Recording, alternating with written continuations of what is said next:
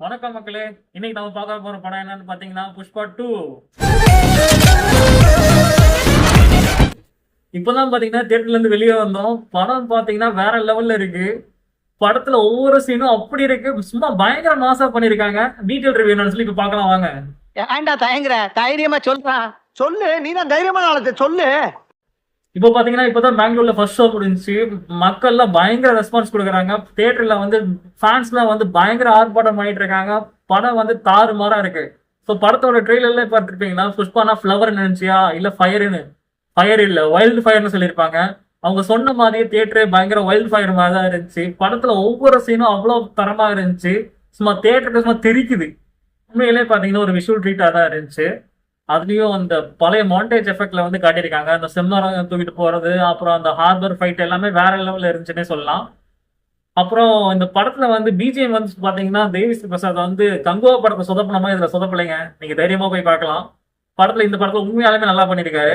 பிஜிஎம்லாம் அங்கங்க இடத்துல வச்சிருக்காரு. அப்படியே மாஸ் சீன் மாதிரி அப்படியே எலிவேட் பண்ணி விடுற அந்த சீன்ஸ் எல்லாத்தையும் நீங்க மறக்காம மிக்ஸ் பண்ணுவாங்க, போய் பாருங்க, உங்களுக்கு தெரியும். அப்புறம் படத்துல நம்ம ராஷ்மிகா வேற நடிச்சிருக்காங்க. ராஷ்மிகா ஆக்டிங் ரொம்பவே நல்லா இருக்கு. ஸோ வழக்கம் போல இந்த படத்துலயும் அவங்களுக்கு ஒரு சைக்கோ புருஷன் தான் வந்து அமைஞ்சிருக்காரு. எந்த படத்துலயும் அவங்களுக்கு ஒரு நல்ல புருஷன் அமையல. நஜத்துலயாச்சும் நல்ல புருஷன் அமையணும்னு சொல்லி நம்ம கடவுளை வேண்டிப்போம். அவங்களே வந்து இதுல ஆடியோ லான்ச்ல வந்து சொல்லியிருந்தாங்க. அவங்களே ஒரு ஹிண்ட் கொடுத்துருந்தாங்க. உங்களுக்கே தெரியும், நம்ம விஜய் தேவர்கொண்ட அளவுக்கு தான் அவங்க கல்யாணம் பண்ணிக்க போறாங்கன்னு நினைக்கிறேன். பொறுத்திருந்து பார்ப்போம். ஃபஹத் ரசீலோட இன்ட்ரோ சீன் வந்து ரொம்ப சொல்லியே ஆகணும்.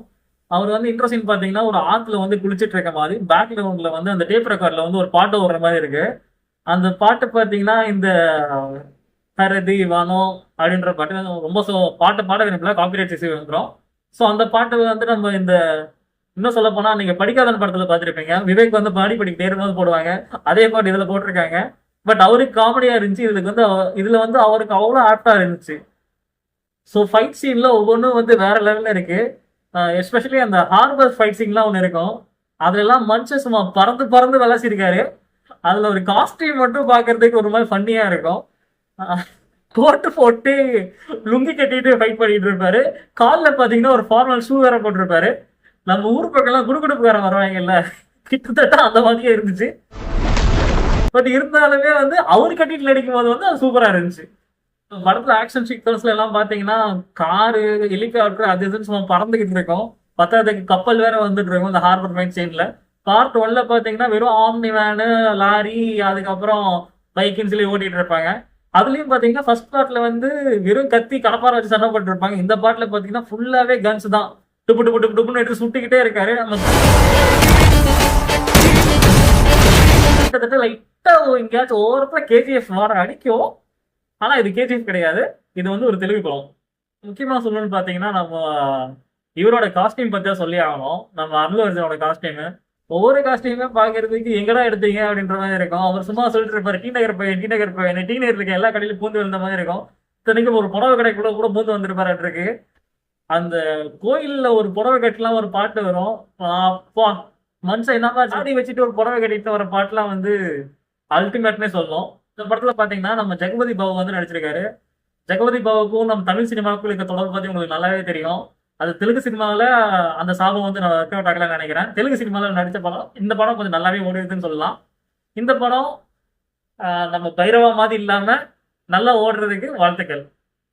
ஸோ இந்த படத்துல பாத்தீங்கன்னா விஷுவல்ஸ் எல்லாமே வந்து சில விஷுவல்ஸ்லாம் வந்து நைட் எஃபெக்ட்ல வந்து காட்டியிருப்பாங்க.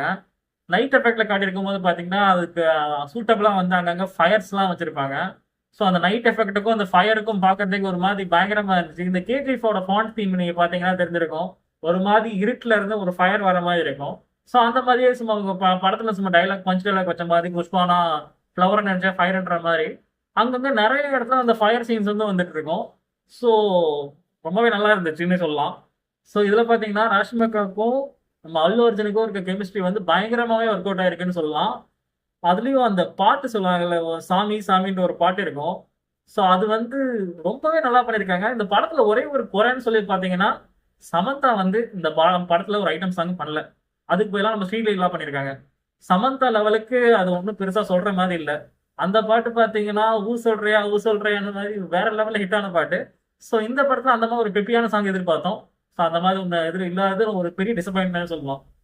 படத்தோட மெயின் கான்செப்ட்னு பாத்தீங்கன்னா புஷ்பாக்கும் அந்த ஷெராவத் அதாவது நம்ம ஃபகத் ஃபாசிலுக்கு நடக்கிற சண்டை தான் ஒரு மெயின் கான்செப்ட். ஸோ அதை வந்து வேற லெவல்ல வந்து எலிவேட் பண்ணிருக்காங்க அந்த ஃபைட் சீன் மூலியமா இது மூலியமாவும்.